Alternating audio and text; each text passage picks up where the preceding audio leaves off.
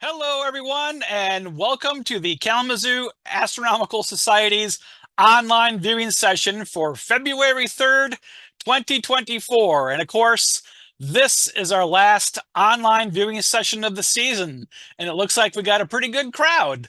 Roughly 80 some odd people. Hopefully, we'll get a few more. People are still piling in, so that's why I started maybe a little bit late. Plus, the pre-show music only had like a minute left, so I thought I'd let it run out. So it worked out pretty perfectly.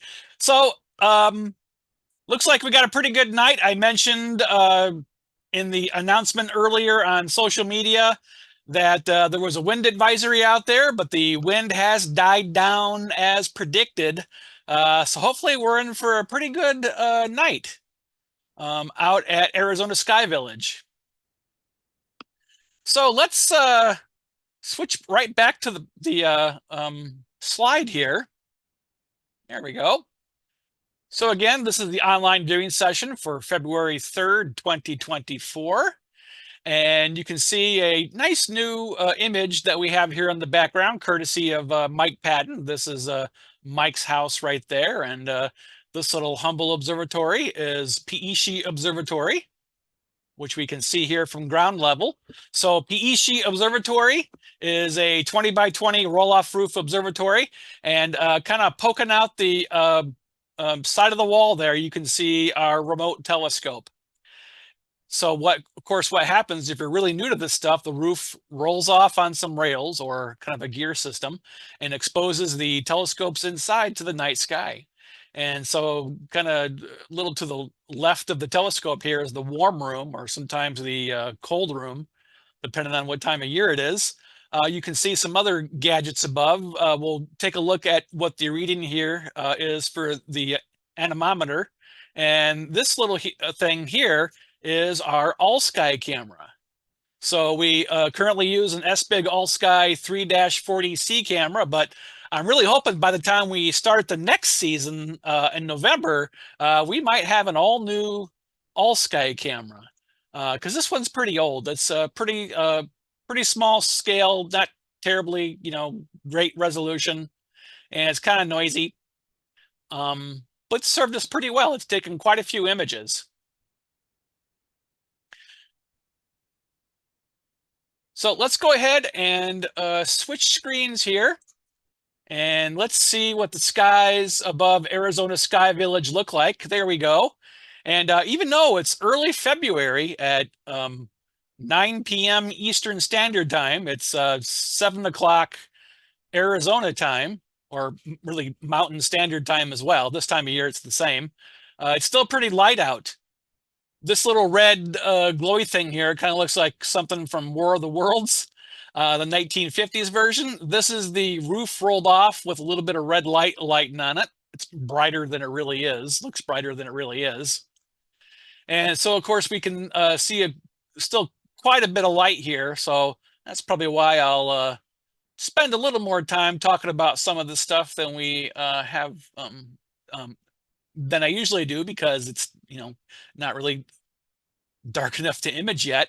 But even though it's not fully dark yet, you can see a bit of a shaft here, a light shaft. And it goes all the way up to Jupiter here. That's the planet Jupiter. This looks like it's very possibly the zodiacal light, which is basically dust in the plane of the solar system reflecting sunlight. And as I mentioned often, this dust has historically been thought to come from like comets and asteroids, as comets shed their material when they get near the sun, or micrometeorites strike asteroids. Bits of dust and debris are, released into orbit and settle in the plane of the solar system.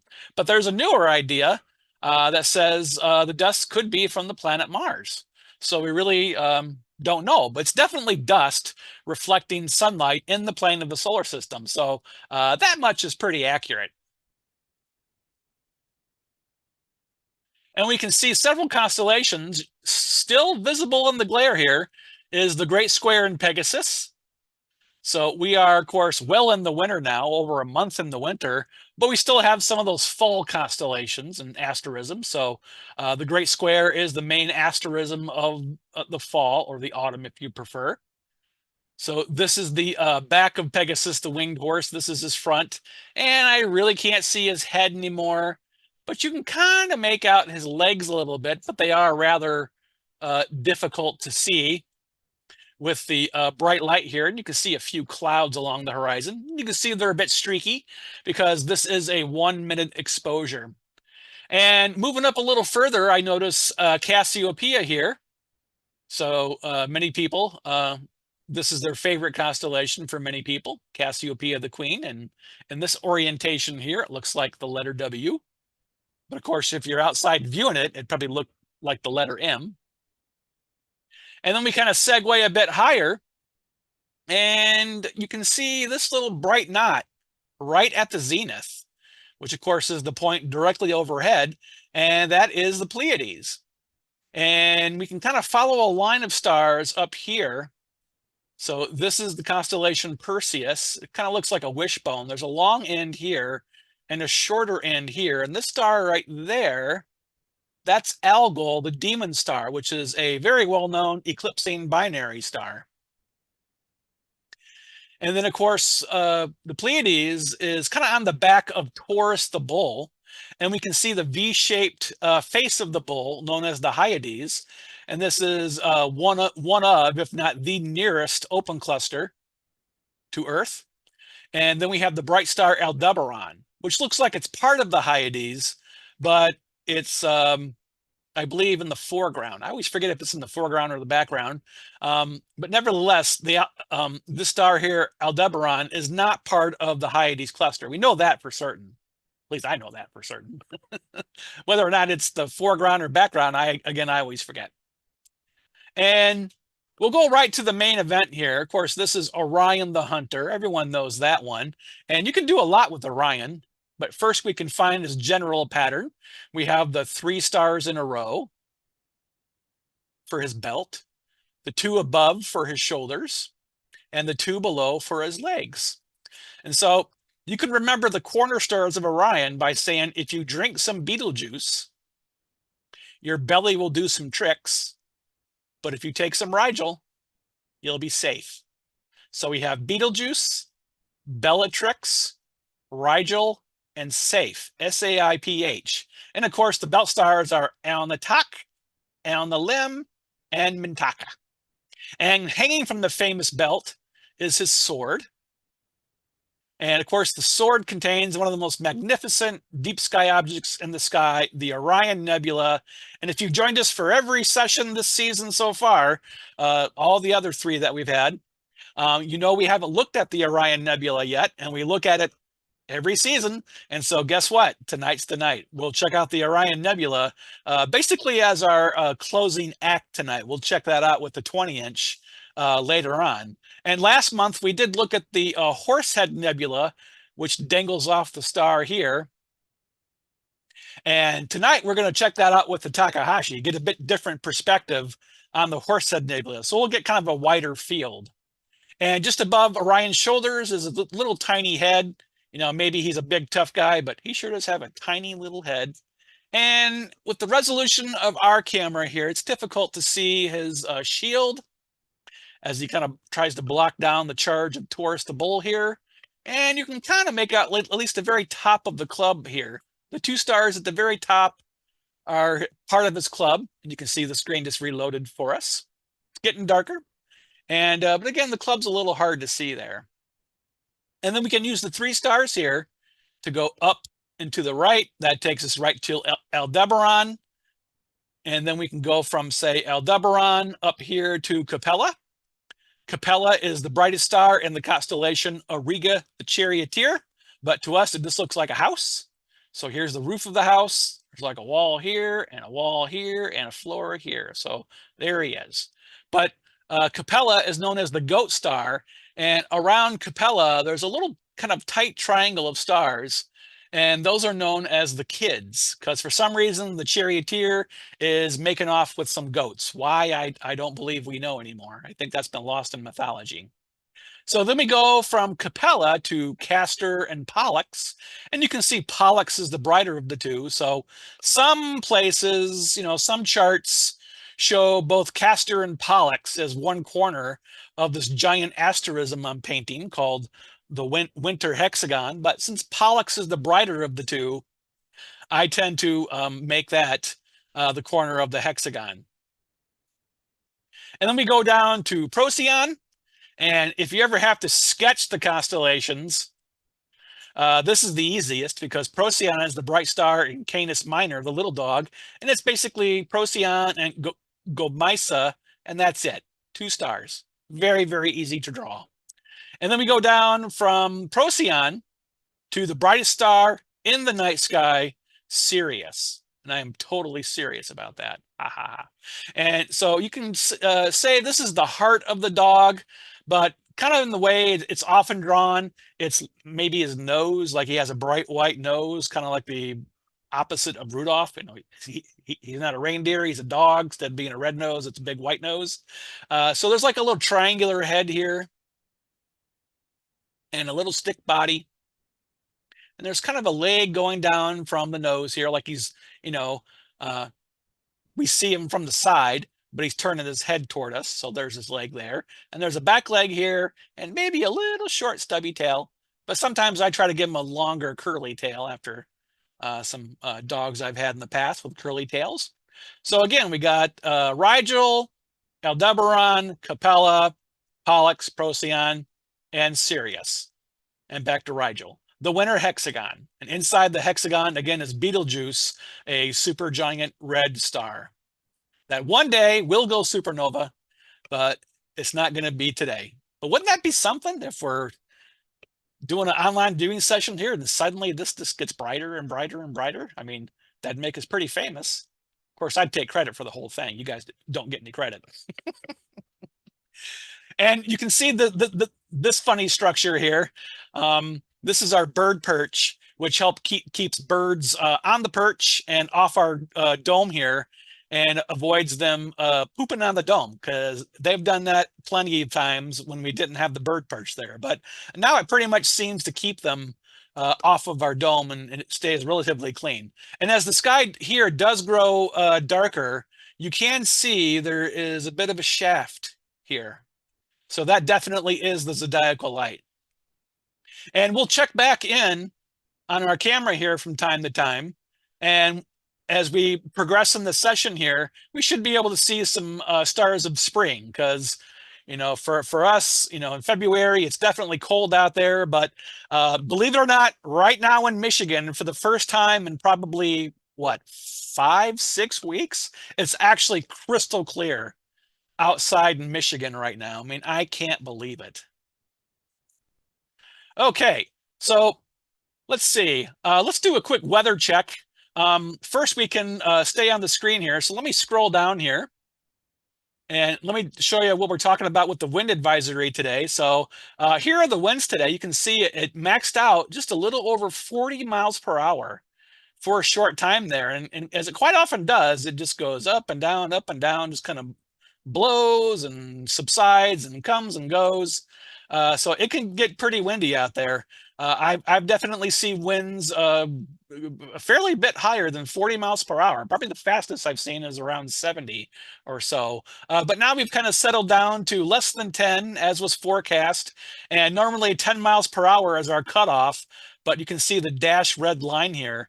And I kind of bumped it up to 20 because I hate to be interrupted during an online viewing session. And plus, when we do hit 10 miles plus per hour, a buzzer goes off, and I really, really hate hearing that in my ear with the headphones on. So, so hopefully the wind will stay under 10. But we're starting off with the Takahashi here, so it's not nearly as bad. The Takahashi doesn't get nearly as affected by the wind as the bigger scope does. So yes, indeed, we are going to begin our night, as we often do, almost always do, with our Takahashi FSQ 106 EDX3, which is basically a 4-inch and change refractor. and you can see it only has a focal length of 530 millimeters. So this is our wide field telescope. It's roughly, the focal length is 6 times less than it is for the bigger scope. So of course the Takahashi is what we use for those wider fields. There's just certain things we can't really image well with the longer focal length scope that the Takahashi rides on top of. And so those will be the objects we tend to focus on with the Takahashi, the really wide angle stuff that we can't really enjoy in its splendor with the bigger scope. And we removed the stock focuser with a very, very nice Moonlight Nightcrawler focuser, very, very high precision focuser. And you can see on the back here, we have our CCD camera, and maybe we're thinking possibly of upgrading or the cameras to CMOS cameras. The latest version of CMOS cameras compared to CCDs, they're much cleaner. The noise just gets less and less and less with each generation of camera. But we will kind of take a downgrade in terms of the electronics, because even when it's been 70, 80 degrees at Arizona Sky Village, I've always been able to get this camera cooled down to minus 20 degrees Celsius. With the CMOS cameras that everyone likes from QHY and ZWO, the electronics aren't anywhere near as good, and you can't get them as cool. But again, the noise is a lot better, so that kind of balances it out. So we may eventually sell our two cameras, because we have two identical versions of these cameras, and replace them with CMOS cameras. So if you're possibly interested in purchasing one of these, you can let me know later, and maybe we can haggle. So these are both full frame CCD cameras. That's another area where we'll take a bit of a downgrade. The CMOS cameras that we might get will also be full frame, but they'll be like, 36 millimeters wide, but only like 24 millimeters tall. So these have giant, like nearly 37 millimeter square chips. So really much larger area than your typical full frame camera from ZWO or QHY or whatever. Okay, so before we go to our first target, let me head back to the web browser and click there. And here's a live view of the remote telescope in Piishi Observatory. So, this is Mike Patton's 7-inch refractor. He has a 14-inch Schmidt-Cassegrain. They're both on plane wave mounts. If they really have these mounts as prominently when we first purchased all this, we probably would have got one of these. But our current mount is also very, very nice. There's no real complaints about it. And of course, you can see the 20-inch, and kind of partially hidden by the big old refractor is our Takahashi telescope. And you can see there's a little round thing right here, and this is the remote cover to the Takahashi, which of course is currently open because this is the scope that we're starting with. So I have this really bright infrared camera on inside, and we're going to turn that off because it definitely does affect the images. There we go. So you can see some of the indicator lights. One of these days we'll get out there and cover these up a little bit better. All right. So our very first target of the night is going to be none other than B33, the Horsehead Nebula. So I'm going to stay right there, and I'm going to jump back to the browser here one more time. And I'm going to kind of tab my way over. There we go. And here is ACP, the Astronomer's Control Panel. And this is what we use to remotely control the telescope. So ACP here, if you're joining us for the first time, this is kind of like the multi-purpose type program. It's a program that controls the programs that controls the telescope, the mount, and the cameras. So if you are a member of the Kalamazoo Astronomical Society and live in Southwest Michigan and one of the eligible counties, you can, of course, join and use the remote telescope. And all you need is a web browser. So it's really, really great. So I'm going to scroll down here. And you can see I already have IC 434 typed in. I'm pretty sure I hit get coordinates, but you know, what the heck, let's do it again. Yep, I did it, because if you joined us back in November, you saw I forgot once. And we're going to do a 5-minute exposure of the Horsehead Nebula starting now. Here we go.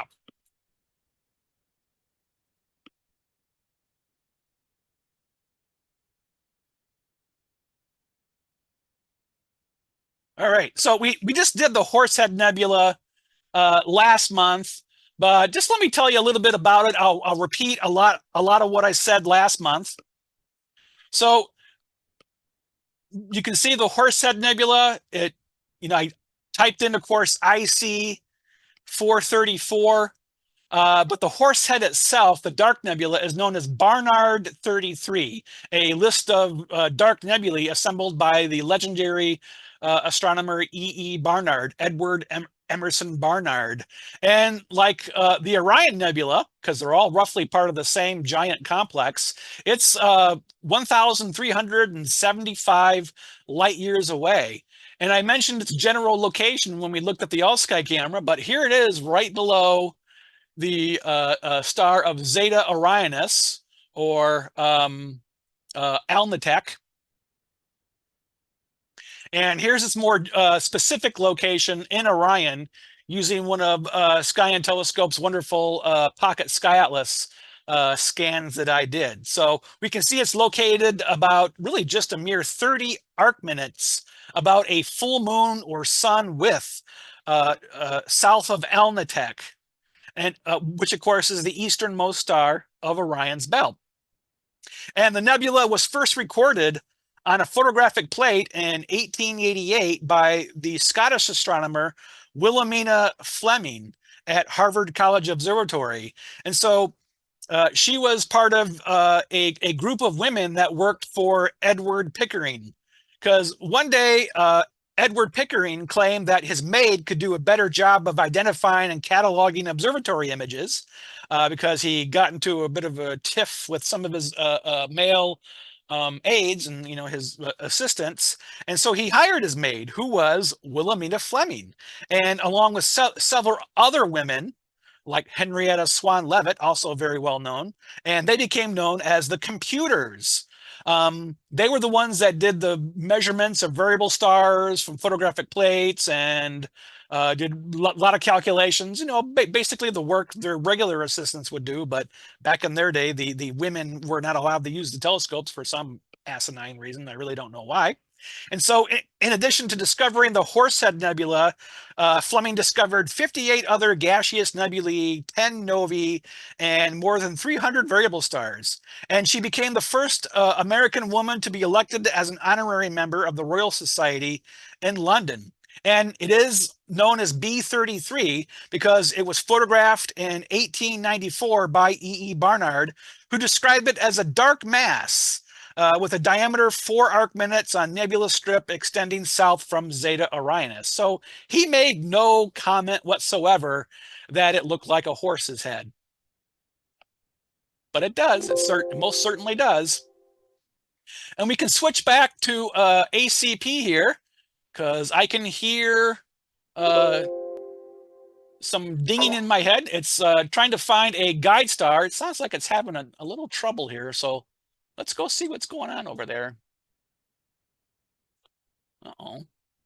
Okay, so it looks like we started our exposure without acquiring a guide star. Maybe it's still a little too light out. Oh, and the wind has kicked up a bit. So that's the stars do look a little like they've been bumped around a little bit, because we get our guide stars from the 20-inch. So it's pretty crazy. Our current guide scope is, a lot bigger than the imaging scope. So the wind has kicked up a bit. The forecast totally lied to us. It was supposed to be down by 6 or 7 miles per hour now, but no, it's over 10. If I didn't change the safety settings, a nasty alarm would have went off in my head and it would have shut everything down. But again, the Takahashi isn't nearly as vulnerable. to the wind, so we should be okay. But when you get your images later, maybe they might look a little trailed. I don't know. We'll see. Well, we can go back to ACP here one last time here, and we can again see our exposure is currently underway, but no tracking information, no guiding errors, because we didn't get a guide star, which is, again, it probably has something to do with the wind, or I don't know why. It's not like the area is poor in stars, for goodness sake. Alrighty, so let's go ahead and stop sharing there for a minute. And I'm going to switch back to the gallery view. Now I can see everybody. And let me go over to the participants here and allow you to unmute yourself. So again, while we're waiting for the exposure to finish up, if anyone wants to say hi, tell us where you're from, if you have any questions or comments, take some pressure off me, please. Fill some time. Hi, I'm George from UK. Welcome.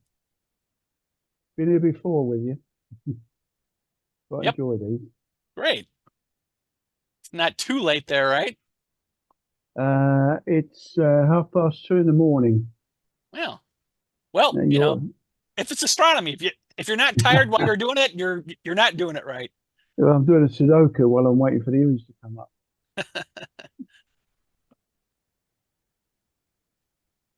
Anybody else want to say where they're from? Or again, I'm welcome, happy to answer any questions about the observatory, the telescope, and so on.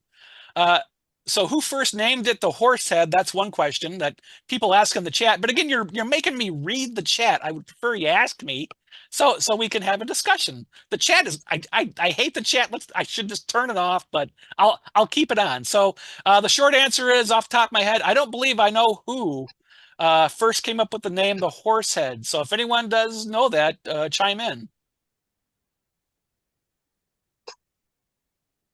You'd be surprised how oftentimes these things just kind of become part of the lexicon, but you know they're lost. No one knows who came up with these names.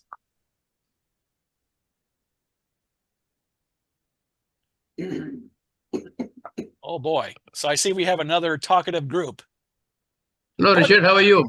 I'm great. How are you? Looking forward to the April 8th at Waco, Texas. Yes, absolutely. Nevada.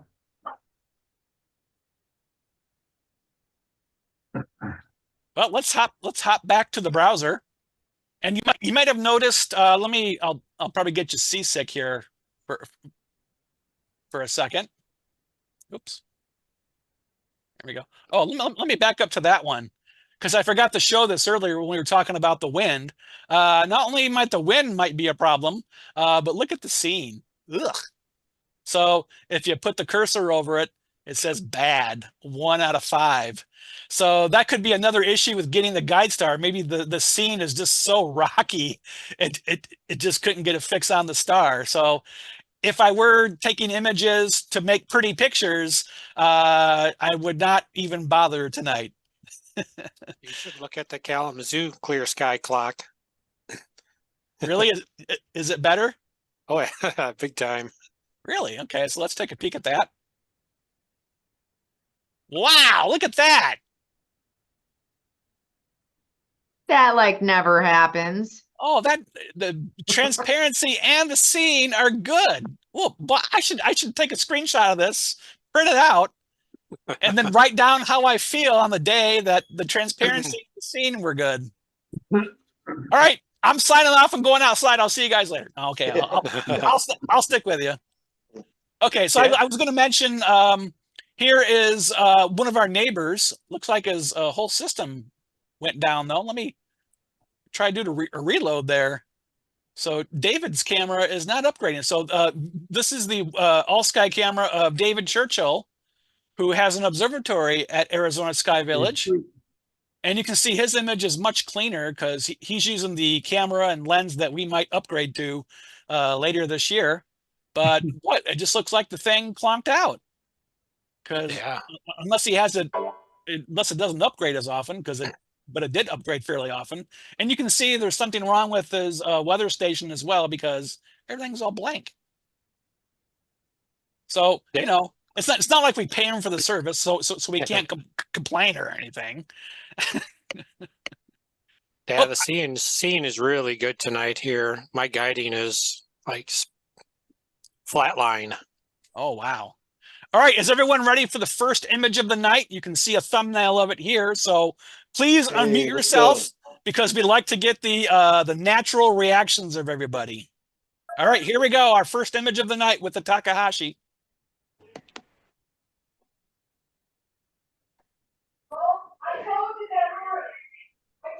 Wow. It's so Wow. very nice. Nice one. Nice one. Very nice. Of course, Is we have that to- eight? Is that Very H good. alpha? Very good. Oh, no, this is luminance. Oh, okay. Nice. Beautiful. Yep, absolutely. I wonder if it is a little hazy out too. The stars look a little shiny. Oh, you got a satellite. Yep, got a satellite.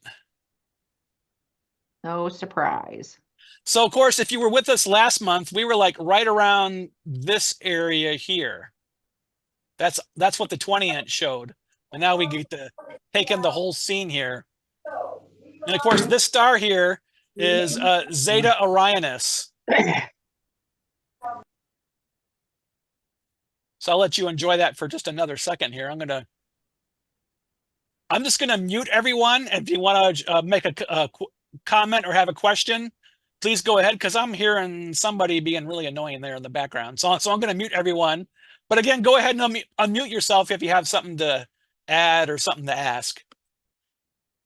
So let me go ahead and tell you a little bit about the Horsehead again. This is basically a repeat of what we had last month. But it is nice to look at these things with different telescopes. So the dark nebula forming the Horsehead is about 3.2 light years tall. And even though the Horsehead is very famous, I could not find anything to really confirm that. But what I did is I figured out the angular diameter of the Horsehead from, say, the top of the head toward the neck here. And I basically used the distance to do a little trigonometry, and I calculated that by myself, because I figured somebody would have helped me confirm that. But I'm pretty sure my math is pretty solid on that. And 3.2 light years seems pretty reasonable. And so, as I mentioned earlier, this is part of a much larger Orion molecular cloud complex, which is composed of two giant molecular clouds. There's Orion A and Orion B, and the Horsehead is part of Orion B. So the background emission nebula, which actually is IC 434, was discovered on February 1st, 1786 by William Herschel, and it's illuminated by Sigma Orionis, which I believe is this star right there. But again, you can tell me if I'm wrong. And the emission nebula and reflection nebula, NGC 2023, is located to the Horsehead's lower left, about 15 arc minutes to the northeast. And that's right here. This is NGC 2023. And this was also discovered by William Herschel, as pretty much everything that we look at is, on January 6, 1785. And NGC 2023 is illuminated by HD 37903, which is a spectral class B type star. So much hotter, larger, more massive than the sun. And I hope you guys are writing this down, because there will be a quiz later. And also visible in this image is NGC 2024, the Flame Nebula, which is this magnificent region right here. And sometimes we look at this with the 20-inch, and it is sweet, but we don't have that on plan tonight. But this being the last session of the year, after we finish up with the official session here, perhaps we can do a few bonus images as well. So there we go. Our very first, I was going to keep that up there a little bit longer. Our very first target of the night. Ain't that glorious?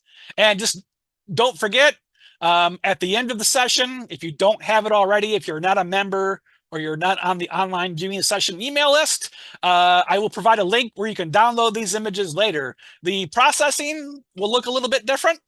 It'll look actually better, but you'll be able to zoom in more detail, which is pretty cool. Richard, whoops. Yes, Don. There was another dark looking structure just below the Horsehead Nebula. What was that? Was that a similar kind of Let's go back. Where were you looking? directly below the Horsehead? Oh, like around this region here? Yeah, go straight down. Oh, the flaming star. The dark area. Flaming Star Nebula. Down lower. Around here? There. Boom. Around the flame? Yeah. Oh, This okay. this is the Flame Nebula.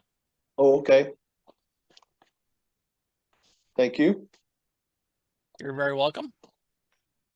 Richard, on the Yes. Dark bar through the Flame Nebula, I processed some donated images from the Chandra X-ray scope, and that whole dark area is transparent. It's amazing to see the Flame Nebula in a completely different light. Yeah. Yep, it certainly is. All righty. So while we're here, let me type in the designation of our next target. Oops, that's not going to work very well. NGC 2244. And let's go nuts here.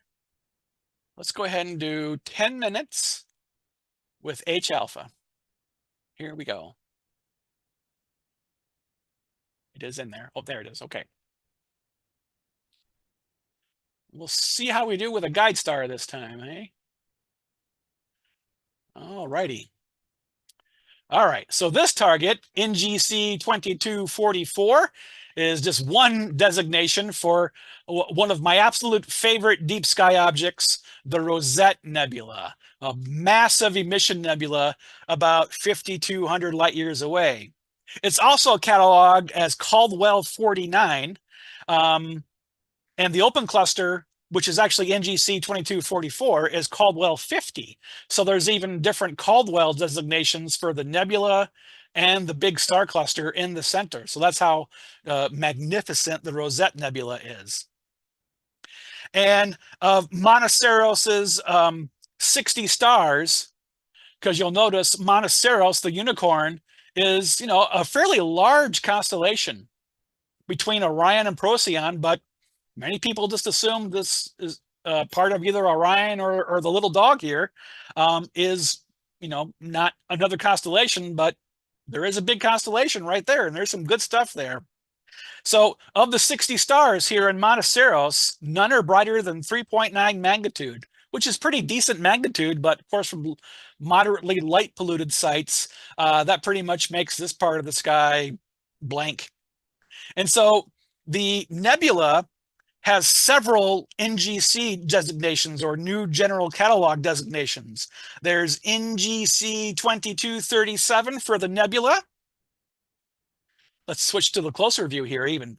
There's NGC 2238 for the cluster and NGC 2246, which are parts of the nebulous region, while again NGC 2244, as I mentioned, is the open cluster located in the nebula, which gives it its rosette-like appearance. And so this was discovered piece by piece. The English astronomer John Herschel, the son of William Herschel, found NGC 2244, while the German Albert Marth discovered NGC 2238. And the American astronomer Lewis Swift was the first to observe NGC 2237 and NGC 2246. So lots of history in this region. And it is big. We can even back up there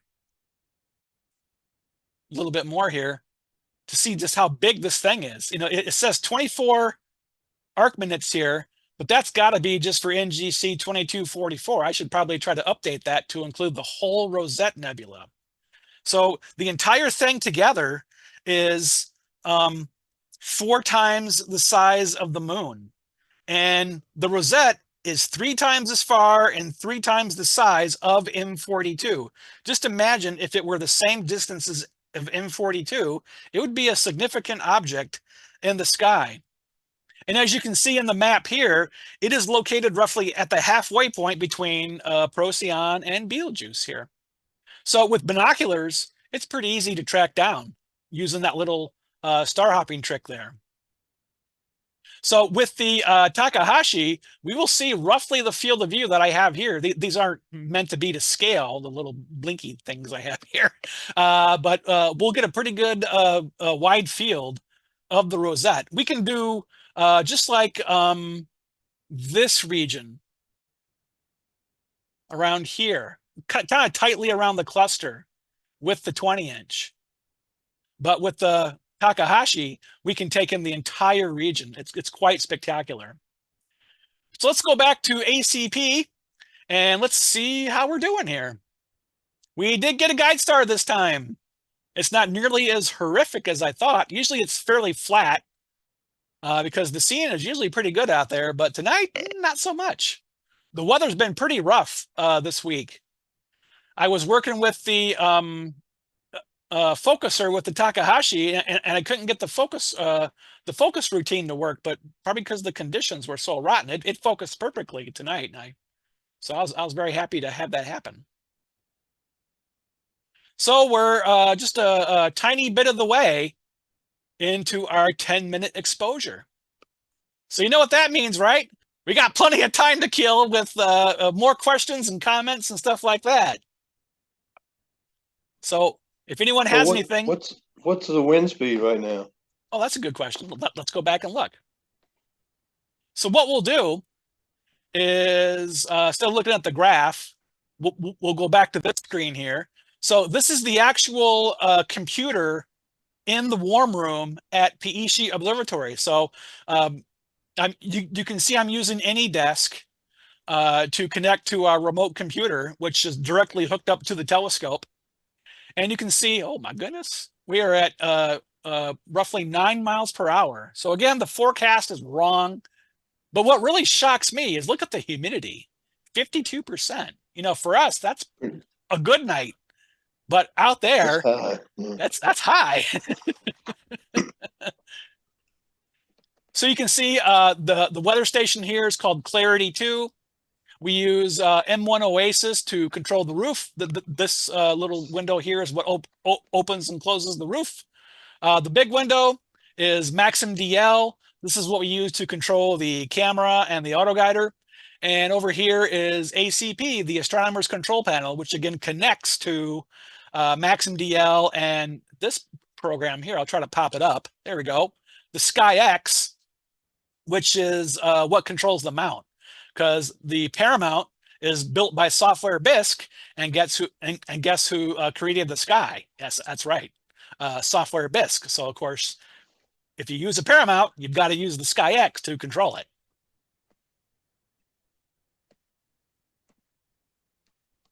Hi, Richard.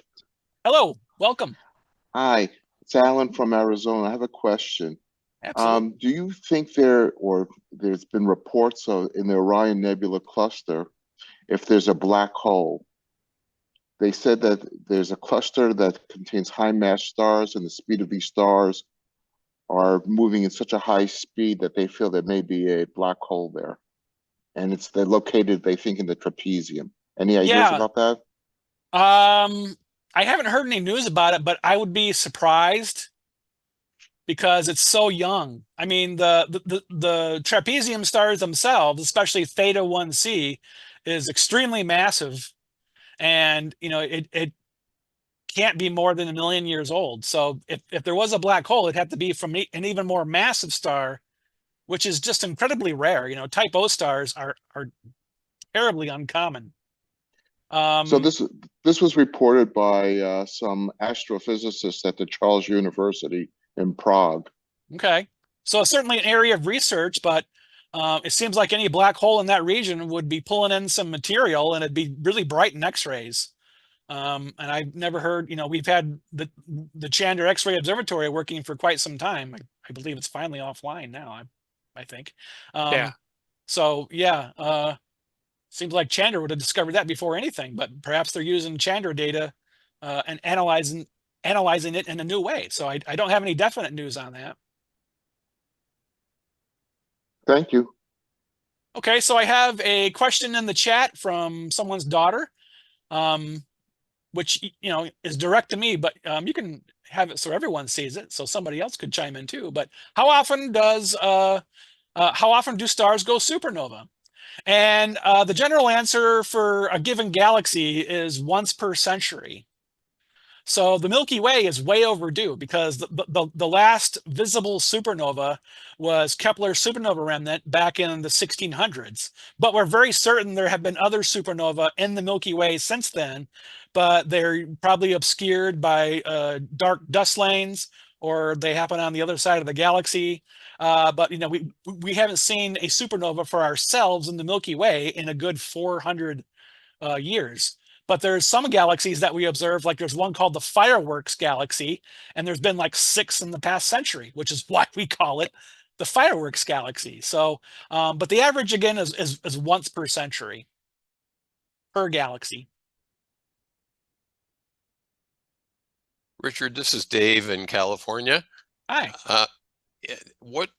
I don't do the photography, but I try to see these deep sky objects visually. What filters should I have to do that as best I can? Okay, so for planetary nebulae, oxygen 3 is considered the go-to filter for planetary nebulae, but also for planetary nebulae to a degree, and emission nebulae, you want to use a broadband filter, often called a UHC or ultra high contrast filter. And there are some specific nebulae like the California Nebula and one other that's escaping my memory that you can use a what is it, a hydrogen beta filter? Yep. Yeah. But who wants to spend like $200 for a 2-inch hydrogen beta filter, and you can really only use it for a couple of things. So most people in their equipment case, at least those have been doing this for a long time, they have a kind of a narrowband filter for nebulae, or narrowband or UHC filter. I think I said broadband earlier, but a narrowband UHC filter or an O3 filter. Very good. Thank you much. Yep, you're very welcome. And of course, if you're taking the Introduction to Amateur Astronomy lecture series, we talk more about those in part 4. Duly noted. You're using an H-alpha filter now for the rosette? Yes, we are using an H-alpha filter now. We have really nice Astrodon narrowband filters, and back when we bought ours, they were $1,200 a pop. But that's for the imaging filters. The visual filters aren't nearly as horrifically expensive. And you can get narrowband and O3 filters from Thousand Oaks.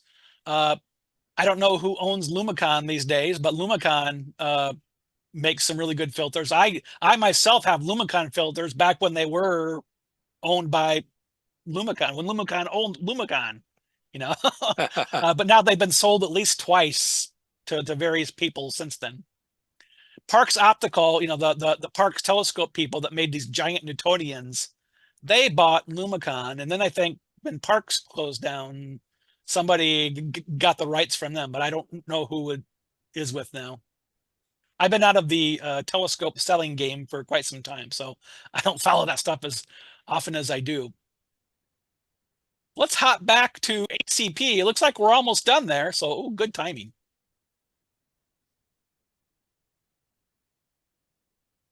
So we'll just let it finish up here. We'll let the anticipation build. And look how crappy the scene is. Oh, it's just awful. It's awful. So no imaging for me tonight.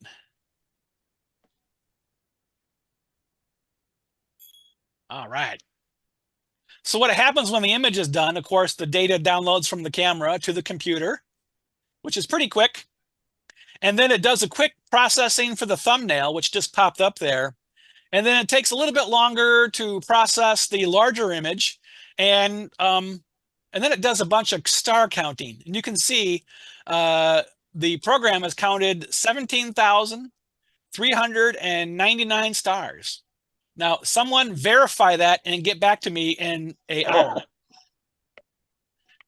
Of course, you'll have to have access to the image, right? But okay, we'll make it 24 hours. All right, so that double dong means we're set. Oh, and there we go. There's the pop-up. All right, are we ready for image number 2, the Rosette Nebula? Yeah. Drum roll, please. I should open my drum roll last night, but nah. Okay, here we go. Oh, Very good. Very nice. Ooh, nice. ah, Very nice. fabulous. Good. Beautiful. another satellite. Nice one. Yep, I love it. So for the wind blowing, it looks like the equipment's working pretty good. Yeah, like I said, the Takahashi isn't nearly as vulnerable as the 20-inch is. Looks much better than my, I got a green filter going on it now and there's nothing in green.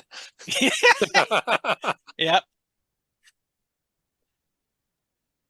Quite a lot So- of detail of that filigree stuff around the central hull. So I've read that Mm. sometimes the Rosette Nebula is referred to as the Skuld Nebula, which is not to be confused with NGC 246, which is the Skuld Nebula. But I don't know, maybe you can kind of make out part of a skull over here, but you just look at the thing and to me it screams rose, rose, rose. So this is definitely the Rosette Nebula. There's no doubt about it. So the nebula surrounds the cluster NGC 2244, which contains about 100 members formed within the past 5 million years. The cluster itself is 43 light years in diameter, while the nebula is 130 light years across. It has an estimated mass of about 10,000 solar masses, 10,000 suns, making it one of the more massive emission nebulae known. And on April 16th, 2019, I always love to mention this, the Oklahoma legislature passed HB 1292, making the Rosette Nebula the official state astronomical object. And this was done by Oklahoma Governor Kevin Stitt, signed into law on April 22nd, 2019. One of these days, I got to write Governor Whitmer here in Michigan, and we need to come up with a Michigan deep sky object, a official deep sky object. Which one do you think we should do? Any thoughts on what the official Michigan deep sky object should be, besides like a storm cloud or something? I think we should try to find a mitten nebula. There we go. Pete, get working on that. On it. All right, so there we go. Yep, that's a great image. 10 minutes. Yep. Mm. Pretty good. All right, so let's scroll down here. I'm going to type in the next thing. Now we're really going to take a walk on the wild side here. We're going to do an index catalog object. IC 2177. And let's go ahead and stick with the 10 minutes in H alpha. What constellation is that in? Well, you'll find out. I believe we're staying right where we are.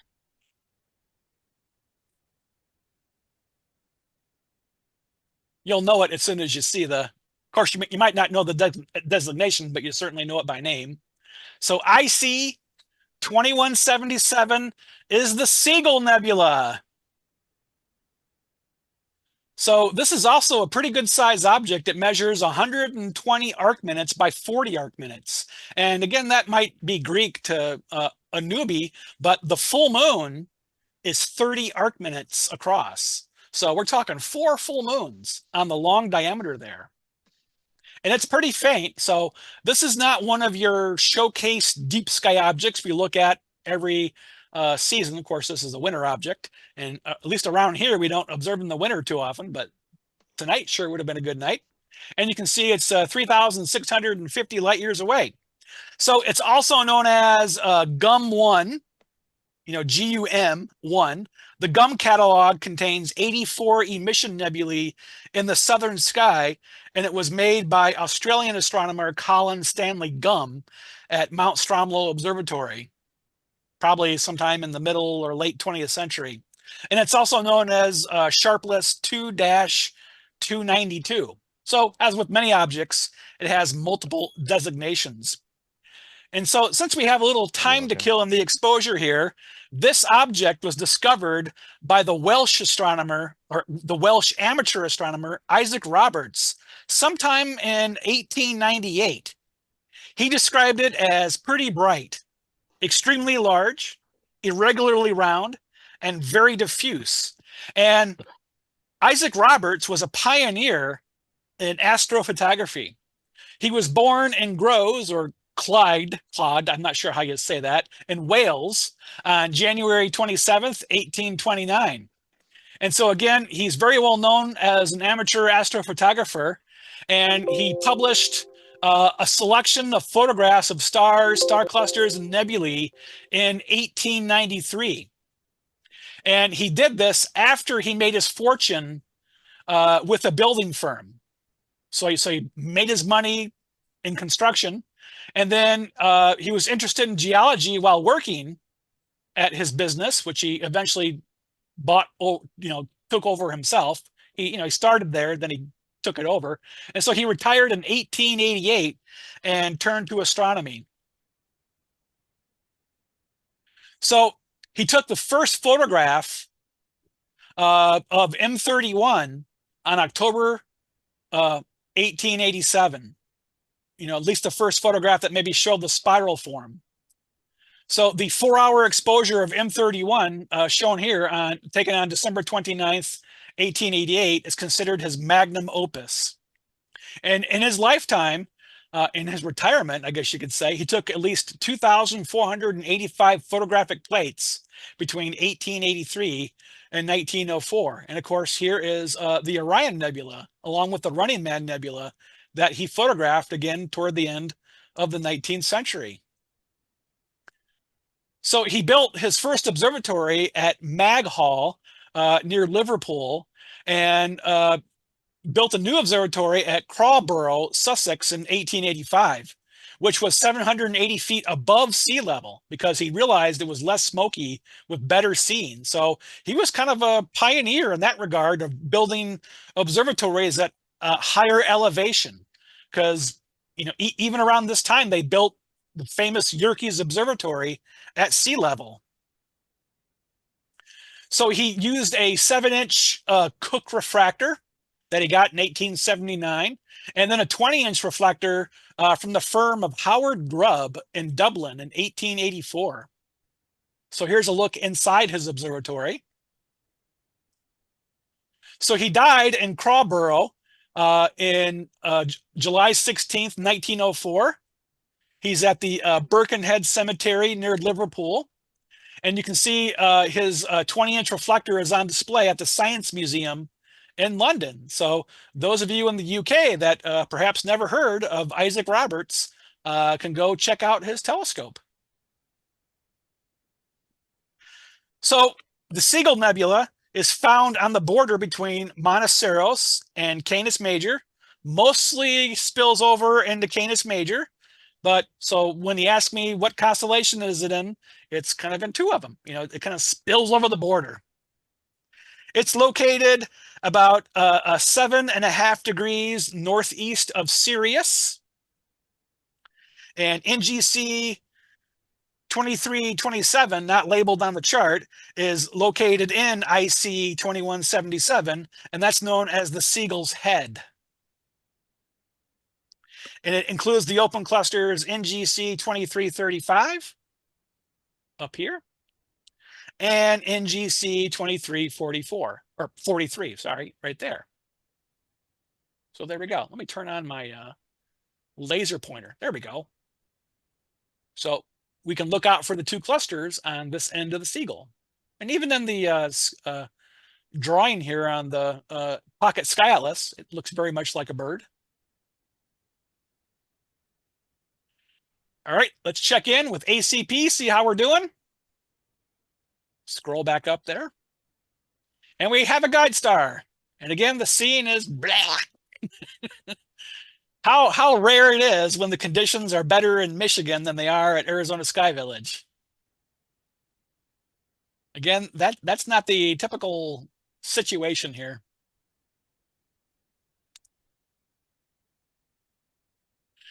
Okay, I see another direct message here. Jumping ahead to August. What day is the Perseid meteor shower peak? And I plan to be at a dark site in Texas. So the Perseid meteor shower usually peaks on either the night of August 11th, 12th, or August 12th, 13th. I haven't looked, I don't recall far enough ahead this year, but last year it was on, was it on? No, it wasn't on a Saturday this year. That was like the year before, I think. The one year blends into the other. But it was really recently on a Saturday, so we had a Perseid meteor shower watch at one of our public observing sessions. And this year, I'm not sure what the situation with the moon is. My calendar, oops, is behind the green screen. so I can't tell you. Yes, this is a green screen, by the way. I got it on sale from Amazon during the pandemic. I figured, what the hell, you know? we do these all the time. Why not get a green screen? So someone just said the moon is 44%. So that's going to spoil. So depending on what phase that is, if it's last quarter, more toward last quarter, that's bad. Because the Perseids are better as you get into the morning. And of course, the last quarter moon is going to rise roughly around midnight or so. Anybody else? Richard, Yerkes Observatory is at an altitude of almost 1,100 feet. We have to remember we're in the Great Lakes, and the Great Lakes are at least 500 feet above sea level. Oh, okay. But still, that's not what they were looking for back then. I don't think they ever made a conscious decision about altitude when they built Yerkes Observatory or any other observatories before that, because Yerkes was definitely the last one built toward, close to sea level. And I remember E.E. Barnard, he was at Lick Observatory in California. Lick Observatory, they have a 36-inch refractor, and he kind of was not terribly happy with the conditions at Yerkes with the 40-inch, because of course they're at a much lower elevation. So I see some yawning out there. So stay tough, everyone. We're only halfway in there. If anyone should be tired, it should be me. Because last night we had our very special guest speaker, Michael Zeiler, give a fantastic talk. Boy, was that a great talk. Absolutely. On the 2024 eclipse. And I gotta say, not only was it a great talk, but it was probably the most original talk we've ever had. We've had many speakers over the years, but they usually show images from Hubble or maybe other amateurs, and they make up their own PowerPoint slides and with bullet points and stuff like that. But all the maps and stuff he showed were stuff that he made for the eclipse. So it was a great talk, and that's going to be on YouTube in about a month, because we're delaying most of the releases by a month or so, because we want to kind of encourage people to join us live, because as I keep telling people, the Kalamazoo Astronomical Society is not a YouTube channel. We don't care about hits on YouTube. I mean, they're not significant enough to care anyway.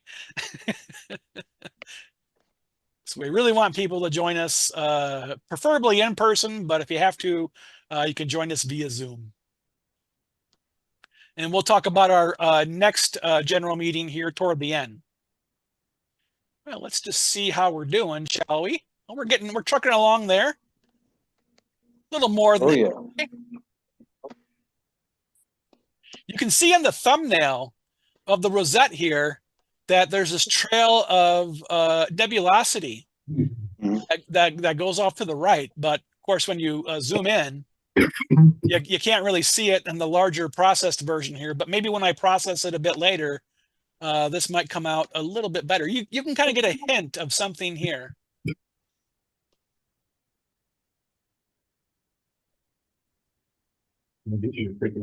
So there we go.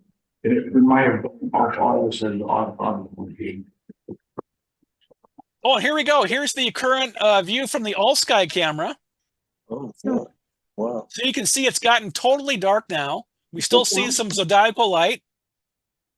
We probably missed its absolute peak, but you get the idea. And now I can see the sickle. So this asterism here is the sickle, which is the head of Leo the lion. And this is Regulus right there. So by the time we finish up here in roughly an hour, the whole constellation should be above the horizon. And I didn't really mention, I mentioned Castor and Pollux, but I really didn't mention Gemini. But with Pollux, there we go. He has a little short neck with little stubby arms and these long legs here. While Castor has like a kind of a long neck, and there's like an arm here. They're holding hands, and an arm going out here, which is hard to see. Kind of a longer body, but little short stubby legs. So if you look close, you can see two stick figures holding hands above Orion's right shoulder here. Although technically Betelgeuse means armpit of the Great One. Sorry. And speaking of which, I heard the sequel to Betelgeuse is Betelgeuse Beetlejuice. So there you go. So this is going to become a very popular target again, Betelgeuse, which is technically pronounced Betelgeuse, but everyone says Betelgeuse. So I try not to be a nerdy smart at all and say Betelgeuse, excuse me. No, Betelgeuse is just fine. So let's tab over here. Yep, looks like David's camera took a clunk. It broken. Uh-oh. Oh, we just finished the exposure. Good timing. How come I don't get paid to do this? Look how good the timing was there. All right, there's the thumbnail. How many stars this time? Oh, that's a good question. 18,905. Holy cow. Somebody else count those and get those back to me tomorrow. We need confirmation on these things. It's important for posterity and science. So if I click on this too soon, we won't see anything. I have to wait for it to either give me the gonk gonk or a little window pops up here. There we go. I didn't hear any gonk gonk this time. Well, that's fine by me because I hate hearing that in the headphones. Are we ready? The last image of the Takahashi for the season.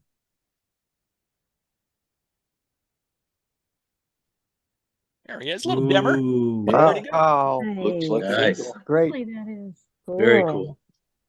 Very nice. Wow. See if there's anything down there. Well done. There we go. That's a little better. How about right there?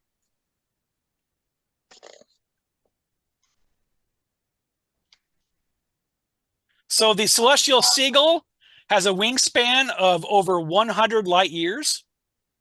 An IC 2177 or Sharpless 2-296 designates the seagull's wings.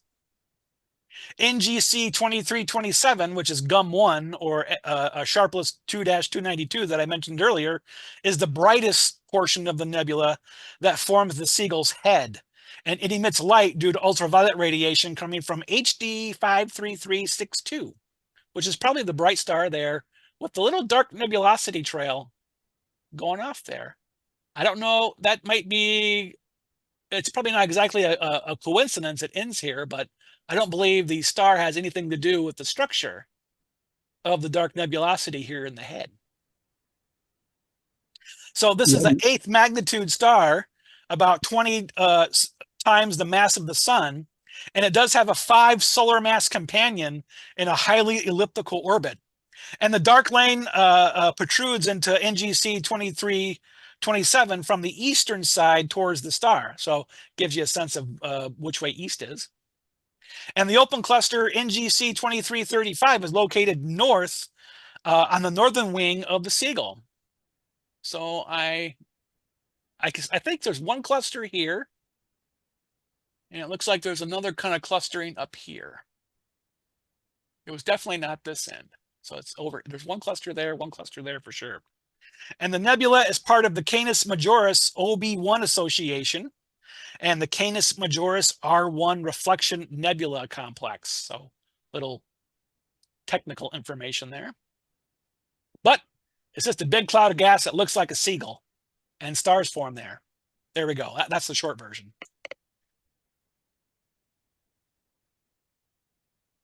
All right, one last look there. Right. Okay, so let me scroll down here, and it is time to switch telescopes. So we have the special script here to switch between telescopes relatively quickly. So there we go. And that happens, it happens pretty fast. But while we're waiting, Don Stillwell sounds disappointed we're switching telescopes, but hey, we do 3 of each. So now we're going to switch off to the main event telescope here, the Planewave CDK-20, which is our 20-inch corrected dull Kirkham telescope. That's what CDK stands for. And when we purchased our telescope, we bought it from Planewave when they were in California. But now Planewave is kind of a local company. They are now based in Adrian, Michigan, which, we are in Southwest Michigan, while Adrian, Michigan is in the southeastern part of the state. But I've been there once. I got to go to the Planewave facility at least once. And we saw many Planewave scopes and mounts on display being either built or just kind of shown off. So we really like this telescope. It is a very good telescope. Hefty sucker, 140 pounds. And just like with the Takahashi, we use the same camera, SBIG STX 16803 CCD camera. And you can see we have what's called an on-axis guider. If we have time later and you're curious, we can explain what an on-axis guider is, as opposed to an off-axis guider. And you can see the camera is connected to the filter wheel. So inside this filter wheel are 7 filters: red, green, blue, and a clear filter or luminance filter, and hydrogen alpha, oxygen 3, and sulfur 2.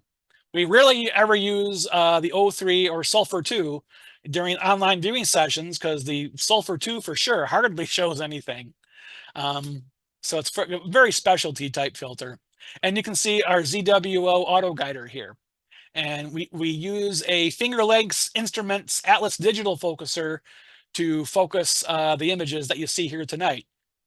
And both the Planewave and the Takahashi ride on the Paramount ME2 from Software Bisque.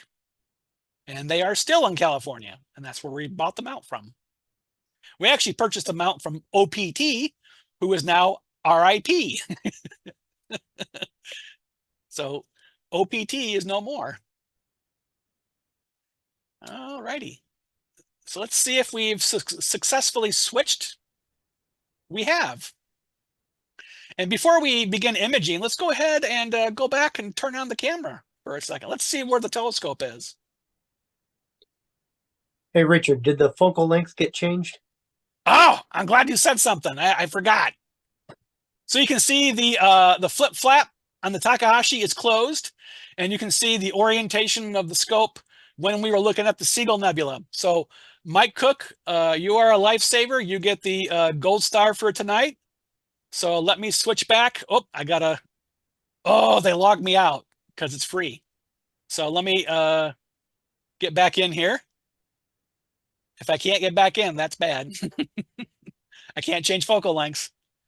All right, so you can see everything reset here, so it's not the way I had it. So ACP is really only designed to work with one telescope. They really need to come up with like a profile selector so you can switch between 2 telescopes on the same system, but we have to do this manually. So I'm blanking. 508, 500 millimeters roughly, and 3,454 millimeters. Now this is for plate solving, because the camera will take an image, compare it with the star chart, and it'll precisely center the targets. The Paramount does a pretty good job of getting us there, but I really, really prefer to use the plate solving. It's much more accurate. All right, now I don't have to do this, but let me go back to the browser, wherever I was. I lost track of where I was. Oh, here it is. And I should turn off the infrared camera here too, so it doesn't cause any trouble. It's a menace. It's a menace, I tell you. So bright. But we can turn it off. Okay, so we definitely switched. So our first target with the big scope is NGC 2261. We're going to do 5 minutes with the luminance filter. And here we go. We haven't done this one in a while. So NGC 2261 is, again, one of my favorite odd objects, Hubble's Variable Nebula, named after Edwin Hubble, not the telescope. So this is also located in Monoceros. We are sticking in the same constellation, and it's about 2,500 light years away. I'm sure that's a pretty educated guess more than anything. And you can see at just 3.5 by 1.5 arc minutes, it's not a really big object, but it's really interesting looking one. And it is NGC 2261, but it's also cataloged as Caldwell 46. And kind of the rarely referenced Caldwell catalog from Sir Patrick Caldwell Moore. So again, here we are in Monoceros. We were kind of roughly over here and the rosette. Then we were kind of more over here. So now we're just kind of moving a bit up there. So we don't have very far to slew. So this object is located 4.5 degrees southwest of Xi Geminorum, also known as Elzir with 2 R's, or 1 degree north-northeast of the 4.5 magnitude 13 Monocerotis. See if you can find it. I believe there it is right there, 13 Monocerotis.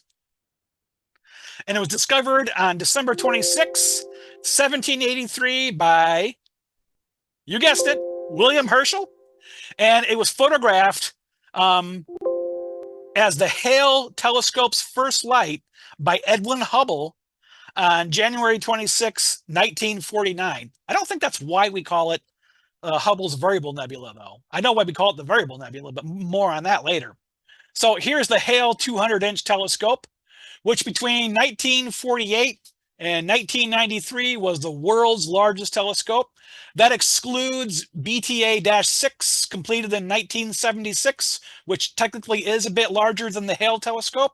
But that's a Russian telescope, and it never worked very well because, as we learned toward the end of the space age, the Russians are incompetent, and that's why we beat them to the moon. And so NGC 2261 is only about a light year across, so it's not terribly huge. But again, I really, really like this target. Another one of my personal favorites.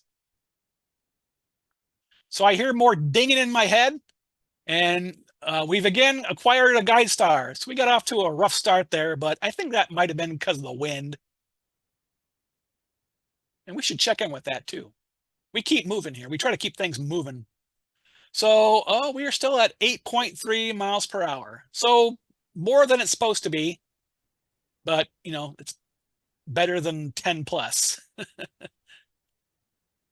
All righty. So we have a bit of an exposure there to do, and kind of one personal thought with Hubble's Variable Nebula. Maybe Pete Mumbauer, who is here with us tonight, remembers this.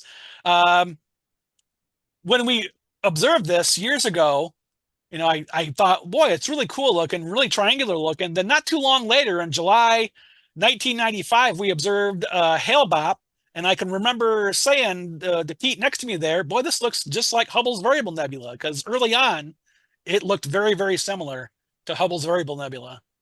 So that's kind of why I have fond memories of this, because for a short time, this object and Hale-Bopp were identical looking, If Charles Messier saw this object, he would have added it to his catalog.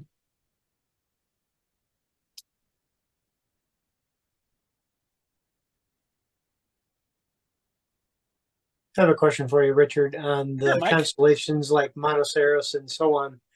How high are they in the sky compared to where we are? Let's go back and look. So we can see that Hubble's Variable Nebula is at an altitude of 57 degrees. So they're 10 degrees lower in latitude at Arizona Sky Village than we are here. So for us, this object shouldn't really ever get higher than roughly 48 degrees or so. All right, thank you. Yep.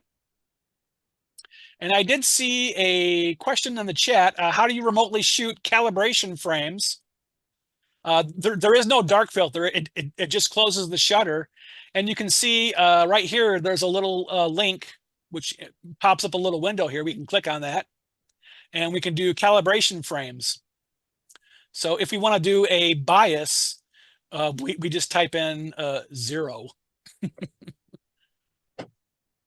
So we can do all kinds of various dark frames or bias frames. Yeah, Don, go ahead. Richard, are these details, I'm sure, included in the remote telescope training? Absolutely. Yep. Yep. If you are a member and live in one of the eligible counties, when you pay your membership and the remote telescope fee, you'll receive a link to a training video, and I will include as an attachment the remote telescope user guide, which desperately needs to be upgraded, but it's not really outdated. But I've been so busy with stuff, I haven't had time. And you can see the wind is currently 6 knots because for some reason, ACP gives us the wind speed in knots because I guess, you know, it's not a sailing ship, it's an observatory. Who wants to know the wind speed in knots? I don't care.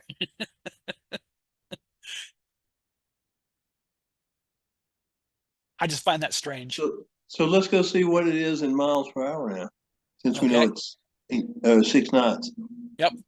I forget. You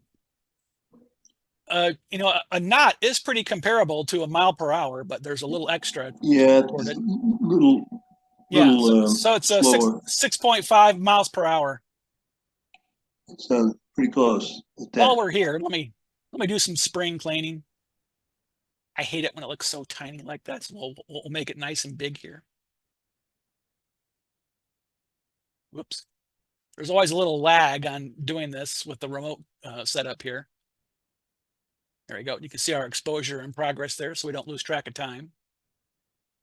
There we go. A little bit of housekeeping. It's very important. We don't need focus max here. This is what we use to focus the telescopes, but I always do one focus with each scope before the session begins. And we're almost done there, so let's go right back to the browser.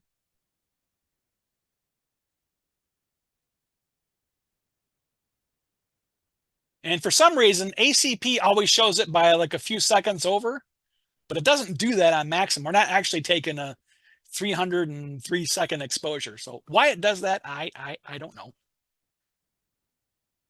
I didn't write the program. Oh, there it is. Very, very tiny. So this is definitely not one for the Takahashi. Boy, that thing would be so tiny.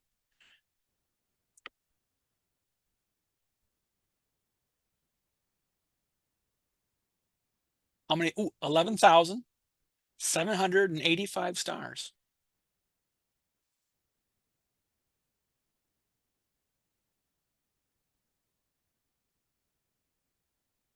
Processing the image, processing. There we go. Now it did the gonk thing.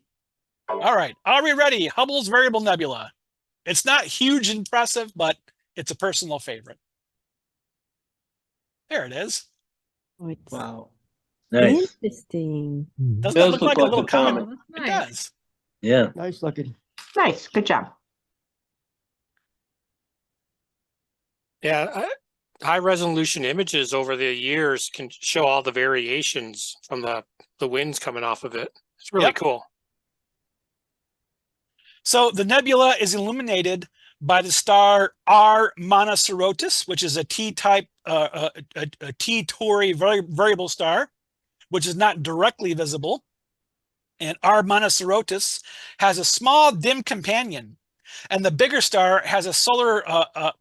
The bigger star has about 10 solar masses and is 43,000 times more luminous than the sun. And it was Edwin Hubble that first realized in 1916 that the nebula also changes in brightness, hence the name.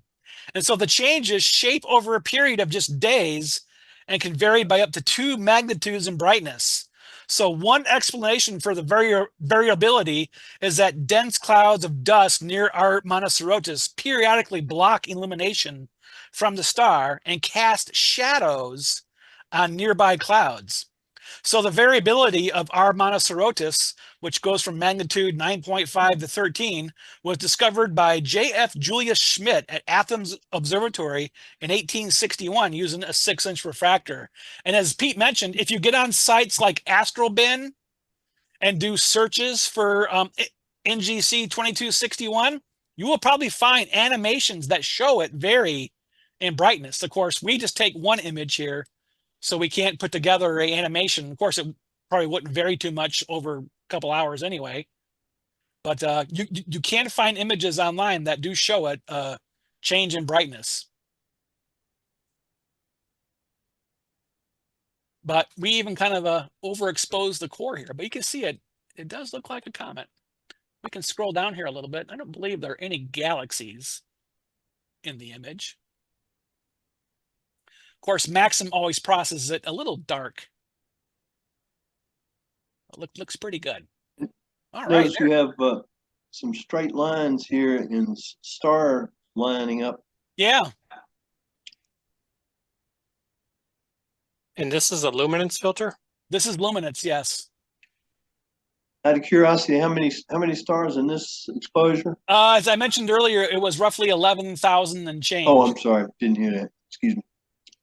So, yeah, it's here somewhere. Oh, there, 11,785.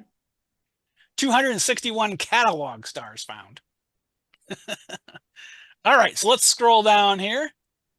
We'll do another one we haven't done in a while. You know, if you have joined us in the past, you know I try to do at least 1 or 2 new objects per session, but with all that's been going on in the club lately, I just haven't had the time to research new targets.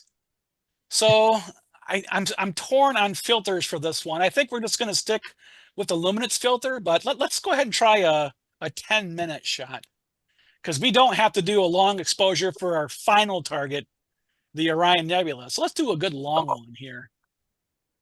I tried doing narrow band filters that you would often use, but yeah. Is there a question? Oops. What did I do?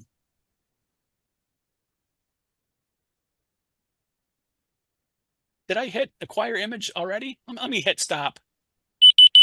Ow! Oh, that hurts because I didn't think I hit it. Okay. Let me hit get coordinates again just to make sure. And now let me hit acquire image. I didn't think I hit it. Maybe I hit it when I was talking. Just play it safe there. All right, so here's our next target, NGC 2359, Thor's Helmet, aka the Flying Eye or Duck Nebula, and more recently, the Baby Yoda Nebula. Oh, hang on. I should have read that earlier. Hang on.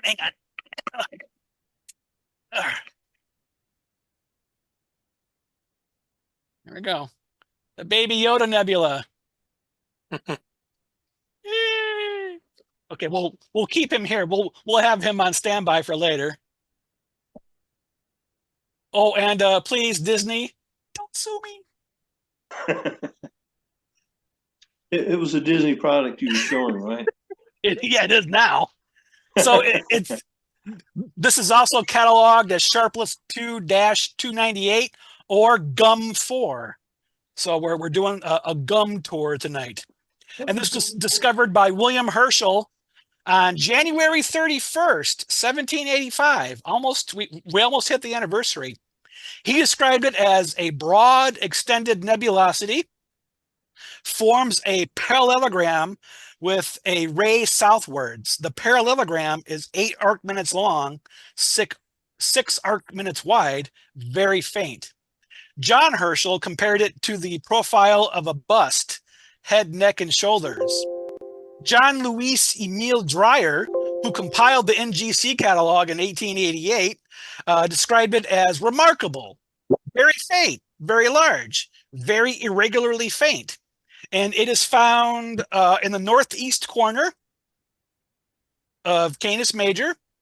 And we can more specifically locate it 9 degrees northeast of Sirius, or 4.5 degrees of the from the open cluster M47 in the constellation Puppis. So we're back. Here's the Seagull. And now we're looking just a little a ways from the Seagull here. I forget what this is, roughly what southeast. I think no, yeah, southeast. Yeah. Don't expect me to think on my feet. It's been a long day. I had to take our speaker to the airport at like 7 in the morning. Thank you very much. Oh wow, I was wondering when he goes. Yeah, he got out at 8:50, but I tried to get him there about an hour early. Kalamazoo? Yeah, he left from Kalamazoo. They ain't no way I'm driving up to Grand Rapids. Make the club pay a little extra in airfare. Well, of course, the club didn't pay for it. The Gilmore Foundation did, but so we thank them very much.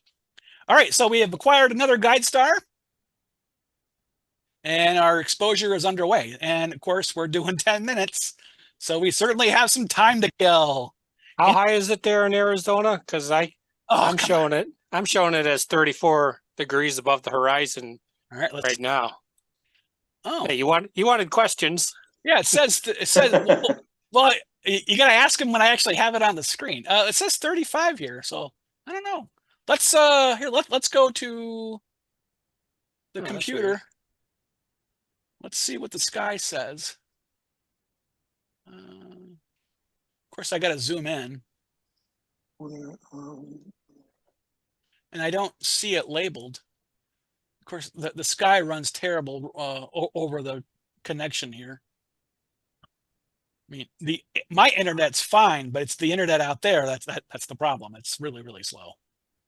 Well, I'm not going to zoom in. That would take forever. No, that's fine. Yeah, but yeah, that's curious. And the wind's back up. Oh my goodness, 9.4 miles per hour. And now we're using the telescope that really, really suffers from the wind. Yeah. We'll do the best we can. The first image turned out okay. Yeah. You got a guide star, right? We did. Hopefully we don't lose it. That's been known to happen when it gets really windy. Any questions for me or Grogu? Pipe up there, dude. Here. There you go. It's even got self-closing eyes and opening eyes. How about that? He's very excited. Next time we do the ET cluster that we did last month, I'll have to get a little ET figure too. He's probably very excited because it's coming up to his birthday. You know what day that is, don't you? May 4th, of course. Yeah, of course. We have our first observing session that day. So everyone come dressed as your favorite Star Wars character. Pete will, of course, come dressed as the trash compactor monster. Me? Yeah. Do I got that one? I don't know. Well, you got time to work on your costume. Okay. I got an old telescope tube. I could just squeeze myself into that and walk around. I'll come dressed as Han Solo. Just don't call me scruffy looking. Or a Nerf herder. Any astronomy questions? I know we're talking too much Star Wars here. but we are looking at the Baby Yoda Nebula.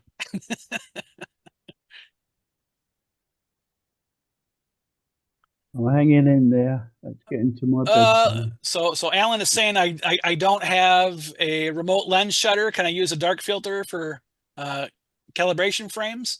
I don't really think they make a dark filter. The way you do dark filters with, like, say, a DSLR is just put the dust cover back on the telescope or your camera lens.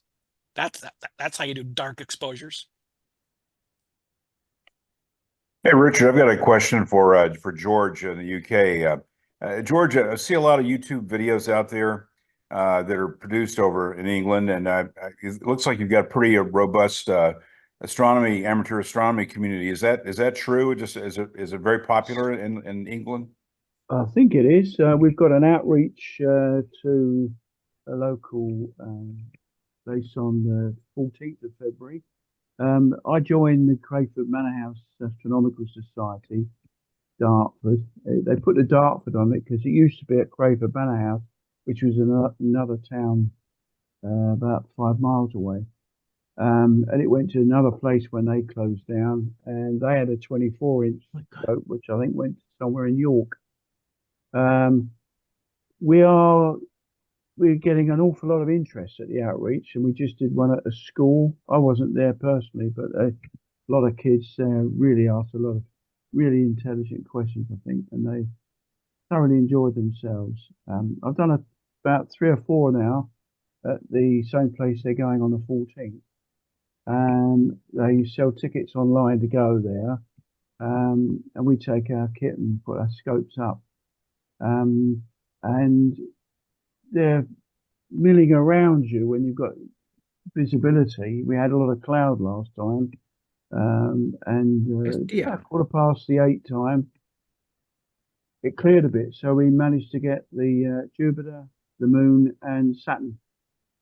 And all the kids were going on there. Some people had seen them in the Red Centre in Australia as well, and they came up and they said, "Oh wow, that's pretty good."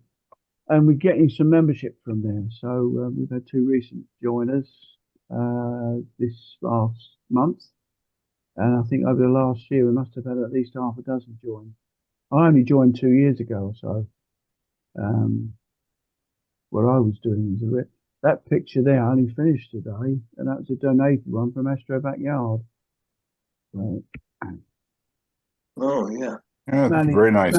Managed not to blow out the middle, but yeah, it's easy to one do. of our guys said put some luminance on it, and I think, well, how do you do that? Found it in Photoshop and just added a little bit more detail on the dust trails. It's the best of one I've done, but it's a donated image. At the moment, we've got cloud over, no seeing. So going back to your original question, I think it's pretty popular. We had somebody wanted to contact us in Glasgow, and I was able to point them at the Glasgow Amateur Astronomy Society there, which meets at the Botanical Gardens. I don't know about any other towns because I do actually. We get the fellowship of Astronomical Societies. We get a lot of stuff come in there, and different places have their meets, and you can go and join them on Zoom, like we do with yours, Richard. So I don't know that's a definitive answer because really I'm pretty new at it. We've got Astrofest going on this weekend, and some of our guys are up there buying different bits of kit. That's why we've got cloud, you see. I can't see anything out there. Well, that's great. I appreciate your response. It's always a pleasure to hear from you, and I enjoy it very much. I know the outreach is real big over in the States. I'm glad to hear it's a big deal over in the UK too. Thanks again. That's all right. A couple of newbies came about a month ago, and I sent them the link to Richard's introduction to amateur astronomy. So I know that one of them joined it, and one of my other colleagues from there joined it. But I've been looking at the list of names here. I can't see anybody else, either from the UK or certainly not my astronomy society. But I'll feed it back. We often Oh, had perfect. another Thank you. gentleman join us from England, last name Broom. I don't believe he's with us here tonight, No, I but he couldn't was see here with us the anyone. past three. Ah. All right, let's check in and see how we're doing on the exposure. But thanks for sharing that. That was great. You know, England does have a rich history of astronomy, so they should definitely have a great amateur outreach program as well. And it's good to hear they do. And yeah, for the last couple installments of the Introduction to Amateur Astronomy lecture series, I made a big effort to contact clubs in the UK and Ireland. Well, I can tell you our secretary sent them round, and I certainly joined it, and a couple of others. So We really do appreciate it's that. worth sending them. Yeah, and now you've got us on your mail list. You send them direct anyway. So Yep. and we feedback that to other members if they're interested. We Yeah. got some people very, very heavily involved with exoclock. That's not my bag, but yeah, it's my kit was a bit too big, so I ended up getting a Mac C90 and a grab and go mount. So that is pretty useful for the outreach. All right, we finished our exposure. Should see the thumbnail version here pretty quick. It's slowing down. There we go. Yeah. This is a very busy region. So you can... Oh, we gotta see how many stars. Oh wow. 19,451. In a smaller patch of the sky. That's wow. Yeah, looks pretty crowded. Come on. There we go. There's the dong dong. We'll wait for the menu to pop up, or the pop-up window. All right, here we go. The penultimate target. NGC 2359. Here we go. There we go. Ah, there we go. Whoa. Wow. Wow. Very nice. Good. Excellent. So I wish we could Excellent. rotate it counterclockwise, and you can see the Thor's helmet effect there. Mm. So it's kind of Thor's helmet tipped over on the side. Thor dropped his helmet. Yeah. Yeah, it's pretty I good. don't see Baby Yoda. Oh, what? I Fire do. images we His- will. I do. I totally do. His ears are blowing upward, like maybe he's on a speeder bike or something, you know? Maybe. Perhaps he's Parachute. descending to the left. So similar in nature to the Bubble Nebula, which we haven't looked at yet. That's NGC 7635 in Cassiopeia. We've got to do that one of these days. But it has a more complex shape, as we can see. The structure may be caused by interactions with a nearby large molecular cloud. The Emission Reflection Nebula is excited by powerful winds and radiation of a Wolf-Rayet star, HD 56925, or WR7 to his friends.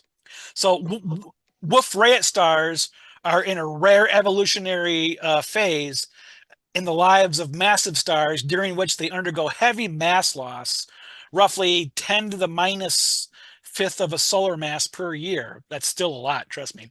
And WR7 is 2,029,000 times brighter than the sun, 13 times more massive, and 1.26 times larger, with a surface temperature of 112,200 Kelvin. For comparison, the surface temperature of the sun is 5,800 Kelvin and is 20 million years old. The nebula is 30 light years in size. Leading age estimates are 78,500 to 236,000 years old. So there we go. Thor's helmet. Not a planetary nebula, kind of a combo emission reflection nebula. Really interesting looking object. Really interesting filamentary structure.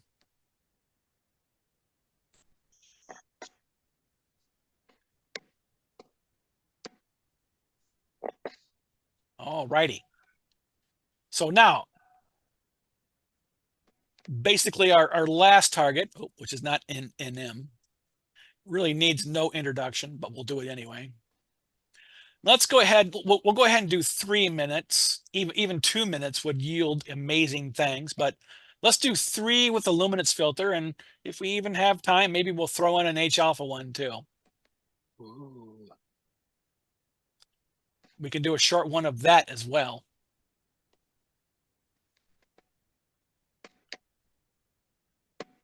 So our final official target of the night is none other than M42, the Orion Nebula, which is about 1,344 light years away.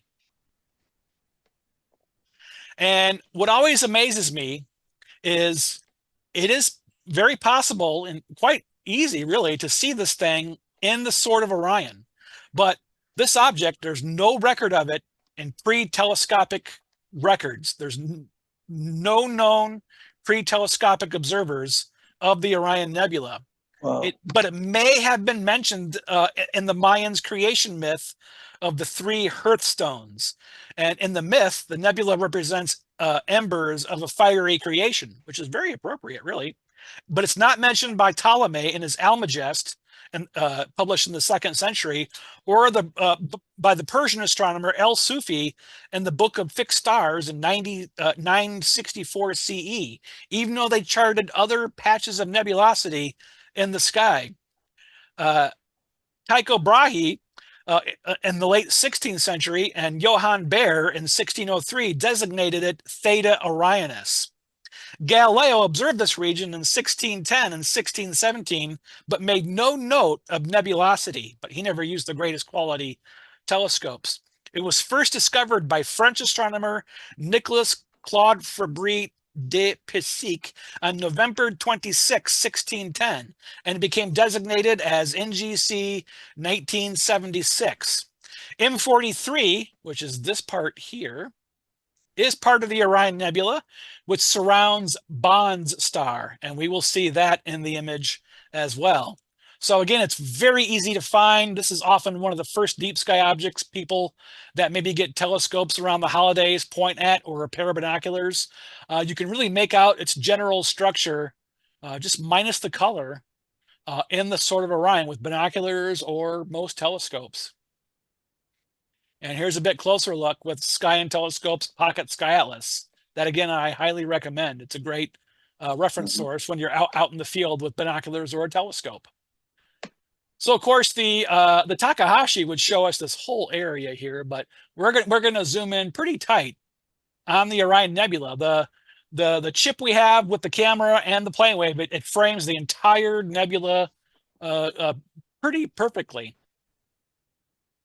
So let's see how our exposure is doing. It's probably taken time looking for the guide star, but we just, it's doing the 20-second exposure for the plate solving. I mentioned earlier, that's why we had to change the aperture and focal length settings in ACP, so it does plate solving correctly. So I believe that's what it's doing right now. It's still in the process of doing the plate solving. Of course, they had to slew, a significant amount to get where it's going. I'm not sure if it had to do a meridian flip, but we can check on that later. I don't want to turn the camera light on now.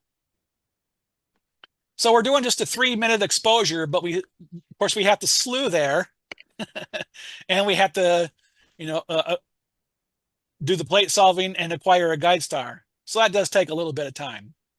Yeah, you had to do a meridian flip. Okay. Well, let's go ahead. We're still doing the guide star plate solving thing. We're not doing the image just yet. Let's see if we can pop on the. Oh yeah, we definitely did a meridian flip. Boy, it's almost due south.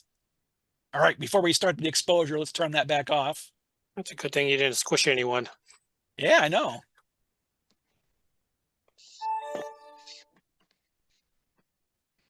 Thank goodness Mike Patton wasn't on the outside of the window. He might have been killed. Uh-oh, we're having trouble getting the guide star. Oh, that could be a win. Let's see what the wind's doing. And there are plenty of stars in there. It's just having trouble getting that one. 7 knots. Yeah, 8 miles per hour. But again, the scene is rotten too, so that doesn't help. So it's working on the guide star. It tries several times here But oh, there it goes. Goodbye. So that's going to try it again. It does. We've noticed with this setup, we do have trouble getting stuff right on the meridian too. So we might have a little trouble there, but it may eventually just give up and do it unguided, which for 3 minutes wouldn't be bad at all. But we'll have to wait for it to run its course here.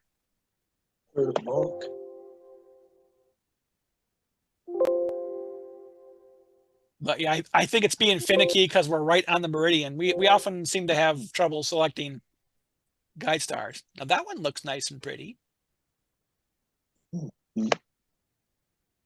But again, it gets, we tend to have issues when it's right on the meridian like that, or our timing's a bit poor in this case.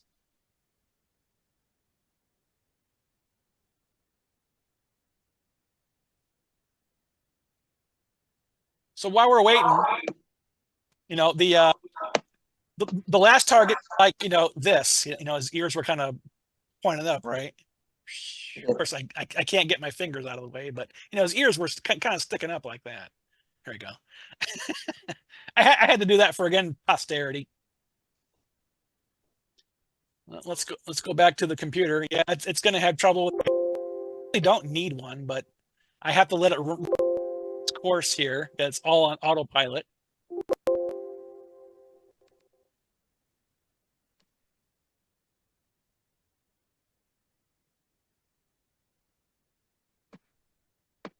And the wind is trying. Oh, now it's now it's happy. Okay, so I got a guide star. The wind settled down just a bit. Yeah, that could have been a factor.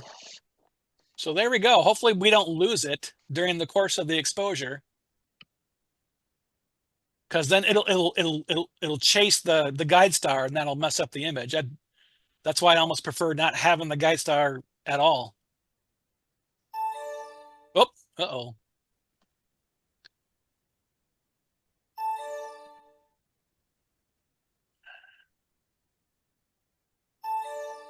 Yeah, it's going to chase the guider.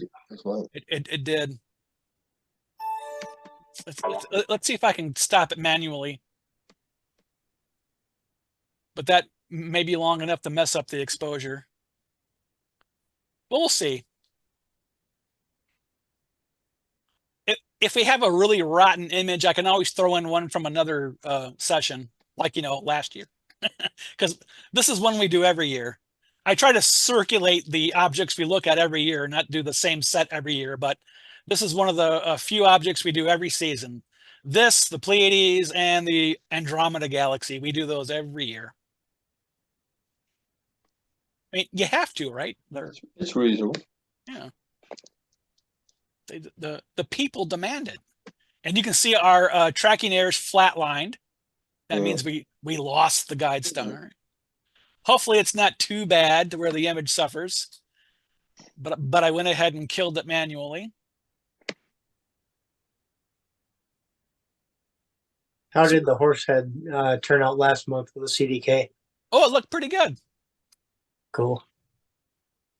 You can download the images from last month too. Just replace where it says February, you know, FEB, with JNY or JNA. Yeah, Jan, not the other one. Right. It's been a very busy week, folks. We're getting ready for our big meeting yesterday, which went pretty well. Yeah, it was roughly 100 people at the Madison Science Center, and probably at least 164 on Zoom, but with some people watching together, I'm sure it was well over 200 on Zoom. So it was a good crowd. And again, a great talk. I encourage everyone to look for it when it's out in about a month or so.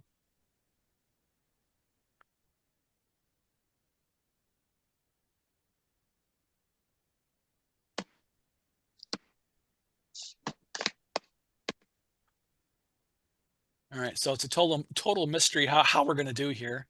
I'm afraid the stars are going to be a little on the trailed side.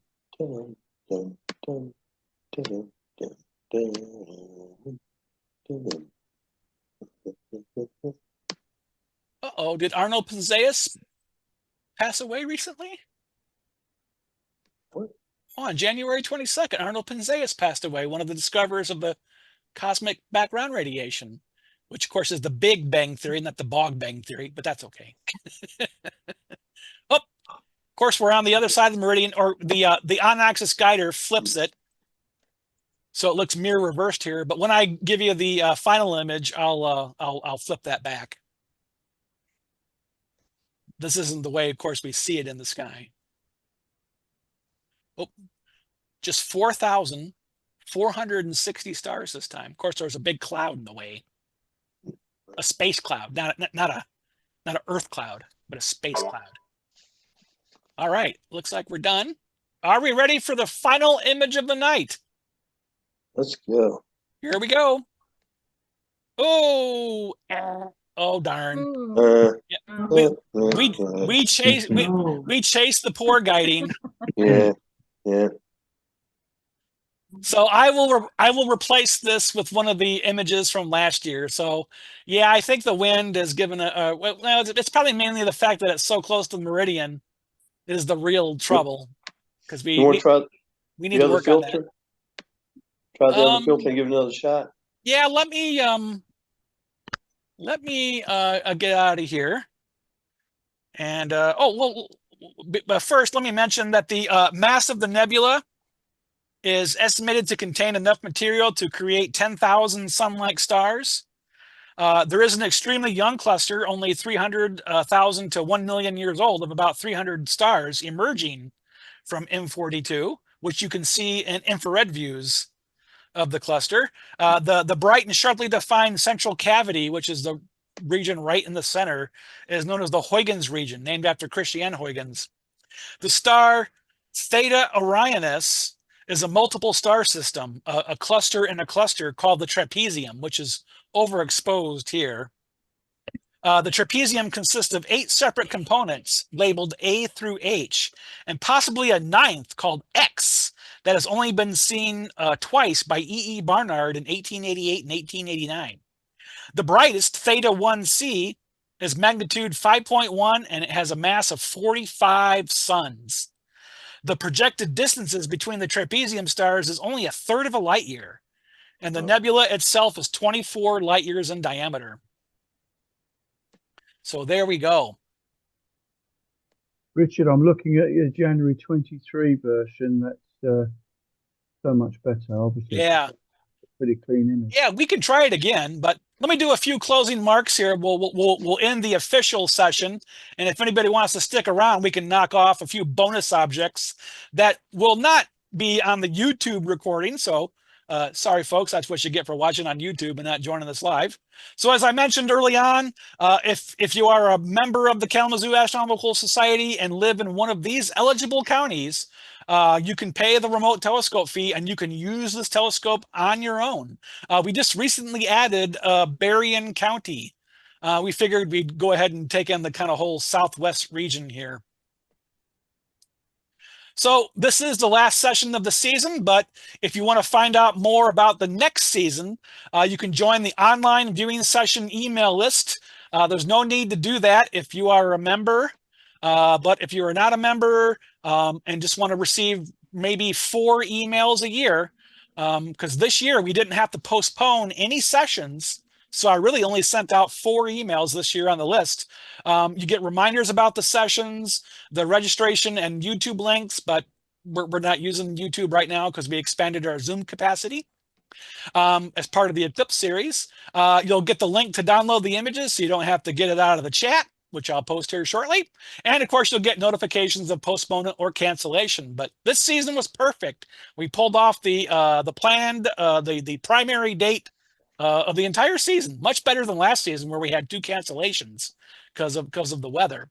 So you can use our contact form on our website, or you can just email us at kas@kasonline.org to be added to the online viewing session email list. So a quick preview of our upcoming activities. Let me leave that on the screen there for you, and I'm just going to copy and paste all the links of what I'm going to mention here in the chat at once. There we go. Okay, so our next activity, at least on Zoom, is part 3 of the Introduction to Amateur Astronomy lecture series. And when we had the recordings on YouTube from the previous installment, this was by far the most popular of the 5 recordings on YouTube. So people seem to really like this one. So be sure you join us on Saturday, February 10th for part 3, Binocular Basics. And that's at 1 p.m. Eastern. You just have to register on our website and you get signed up for Zoom automatically. And we've had really good crowds with that so far. You can join us for our next astrophotography SIG meeting on Friday, February 16th at 8 o'clock p.m. One of our members, Dave Parks, he's retired now, and he's actually currently in Arizona where our telescope is, not exactly where the telescope is, but you know, the telescope's in Arizona. And he's going to give us some information and a live demonstration of the ASI Air, this little computer here. You can barely see it in the image here, that controls this whole setup. So it's freed him of using you know, a laptop in the field, and these things have really made imaging easier for a lot of people. Now, with this meeting, I was just talking to Dave about this today. For like the first 30 minutes or so, we're going to do the regular SIG meeting stuff, because you know, we didn't start till 9 o'clock tonight because it doesn't get dark out there until after 9. So we're going to delay the feature presentation a bit until it gets dark enough out there where he can do the live demonstration with the ASI Air. So the next installment of the Eclipse series is on Friday, March 1st at 7 o'clock p.m. Eastern. You can join us in person at the Kalamazoo Area Math and Science Center or live on Zoom. And our very special guest will be none other than Mr. Eclipse himself, Fred Espenak, who lives at Arizona Sky Village, where our telescope is located. And he is also an honorary member of the KAS. So in about 3 months, we begin a new season of public observing sessions at the Kalamazoo Nature Center. We normally start in April, but in April, we are going on complete hiatus for the total solar eclipse. After the eclipse, we're going to be so exhausted. We're just taking the rest of the month off. So we begin our public season on Star Wars Day. So join us on May 4th, 2024 at the Nature Center for those that live in the area. And you can look through the Leonard James Ashby telescope, our other crown jewel in the KAS, our big new telescope in Owl Observatory. And if you don't have them yet, what are you waiting for? Get your eclipse shades now. So, of course, you can purchase those from lots of places, but it would be very nice to get some from the Kalamazoo Astronomical Society. Much of the proceeds will probably be used for the upgrade for our all-sky camera and telescope cameras. So you can help fund the series or help fund the online viewing sessions and purchase some eclipse shades and maybe some other cool items in our little online store called the Sky Shop. And here is the link to download to nice images. Of course, don't click on that link in the chat just yet, or the link I sent out by email, because I have to have time to process the images. I'm going to try to get to them maybe tonight, because tomorrow we have a busy day. A bunch of us have to get together to take care of a big eclipse shade order from various schools. But we have a lot to do tomorrow, but I'll get my best to get these images processed either tonight or tomorrow. But if the link does not work by, say, Tuesday, then you can kind of harass me. But please don't ask me where the images are until Tuesday. But it might be Monday before the link is finally active, but Tuesday for sure. So with that, I want to thank everyone for joining us for the 2023-2024 season of online viewing sessions. Thanks again, everybody.